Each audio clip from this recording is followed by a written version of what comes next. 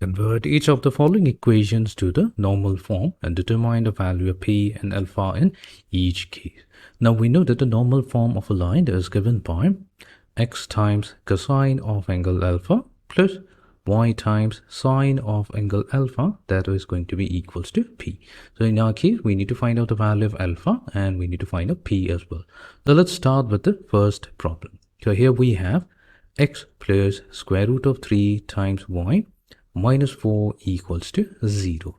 So when we compare this with the standard form, the general form of a line, comparing with the general form ax plus by plus c equals to 0, what do we get here? We can easily find out the value of a, b and c. So a corresponds to 1. B corresponds to square root of 3 and the value of c, that's equals to negative 4 here. So now what we'll do, we are going to take the square root of the sum of the squares of a and b, that means a squared plus b squared. We'll take its square root, that should give us the value 2. So what we'll do, we're going to take the equation x plus square root of 3y minus 4 equals to 0.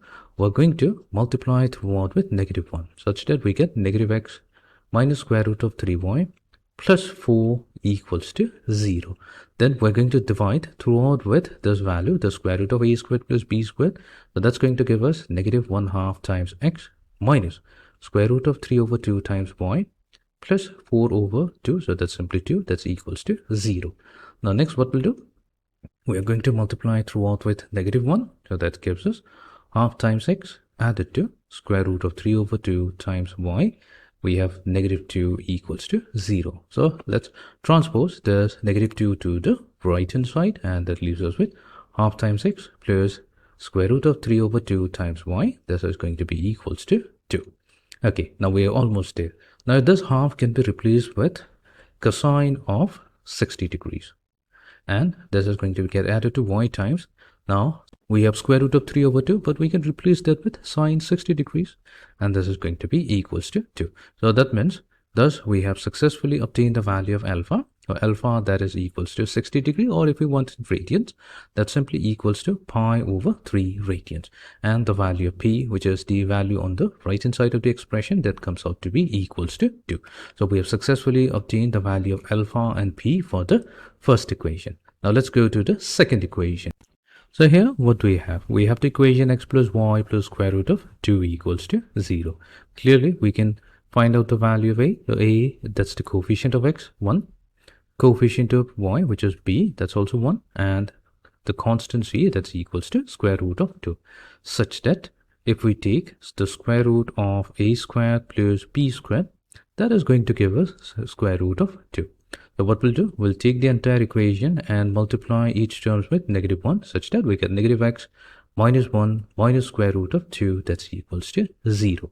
Then we're going to divide each terms with the square root of a squared plus b squared, so that we get negative 1 over square root of 2 times x minus 1 over square root of 2 times y minus 1 equals to 0. So we get negative 1 over square root of 2 times x minus 1 over square root of 2 times y. So we're going to transpose negative 1 to the right hand side to get positive 1. Now what we have here is negative 1 over square root of 2. Now let's say if we take cosine of alpha, that's equals to negative 1 over square root of 2, then cosine of alpha must be equals to negative times cosine of the angle 45 degrees, because cosine 45 is 1 over square root of 2. However, we need to take care of this negative sign. So what we'll do here, so we can rewrite it as cosine of 180 degree added to 45 degree.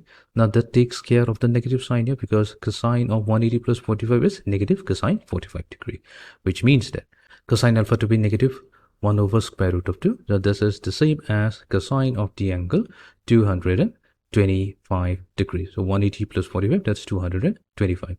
Okay, so here we have obtained the value of cosine of the angle 225 degrees multiplied to x.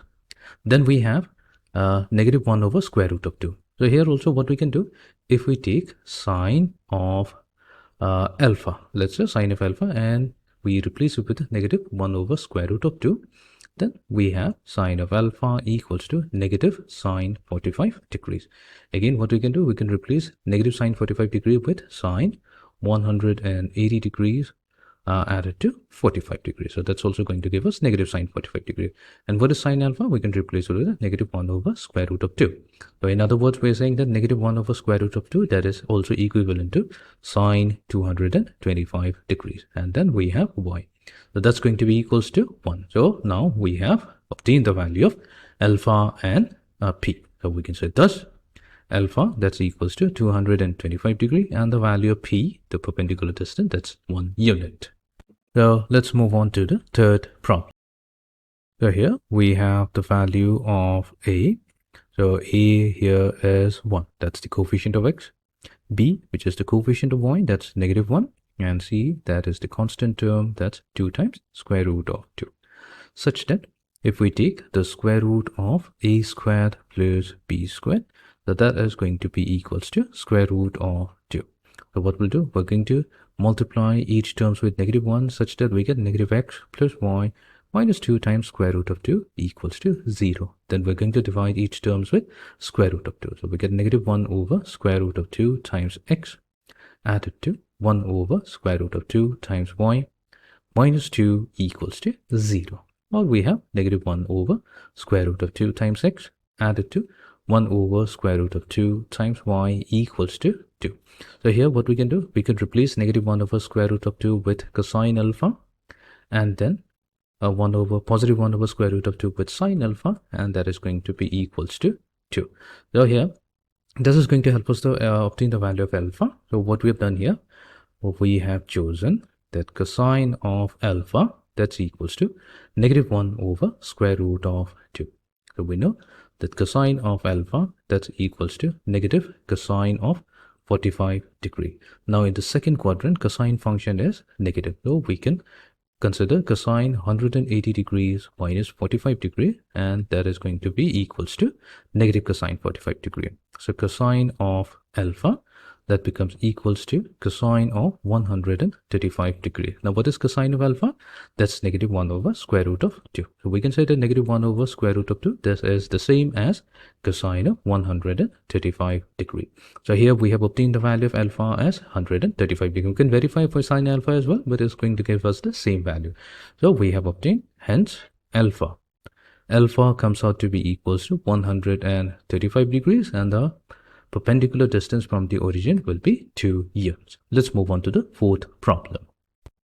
So here we have x minus 3 equals to 0. Clearly, it equals to 1, that is the coefficient of x.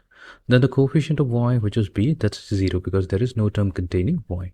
And the constant term, that's equals to negative 3. Such that when we take the square root of a squared plus b squared, that's simply going to be equals to 1.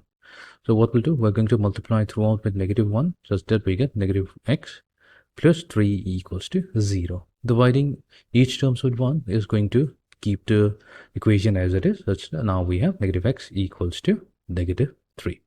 Or what we can do, we can multiply throughout with positive so that the value on the right hand side stays positive. So we get x equals to 3.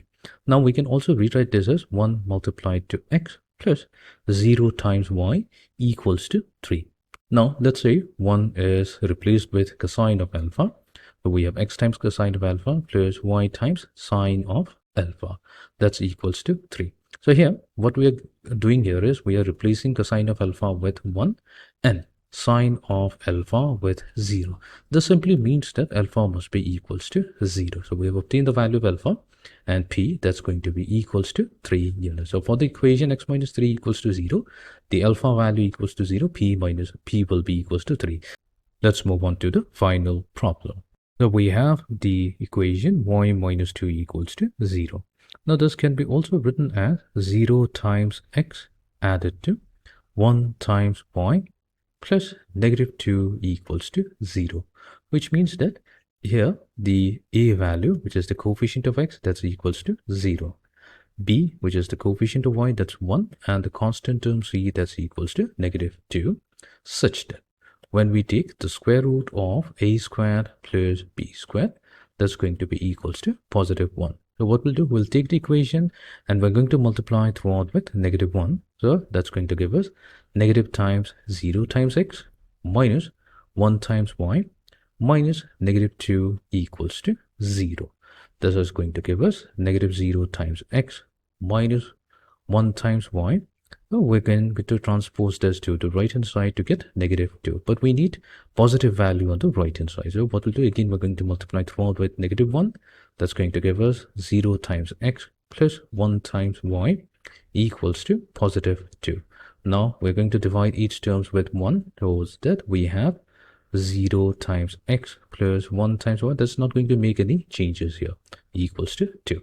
Now let's replace this 0 with cosine of angle alpha. Add it to y times the 1 is going to get replaced with sine of angle alpha equals to 2.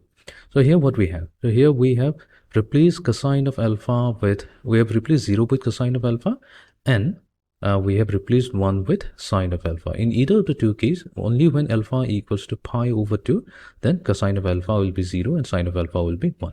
So we have successfully obtained the value of alpha. So that's going to be pi over 2, and the perpendicular distance p value. So that's going to be equals to 2 units.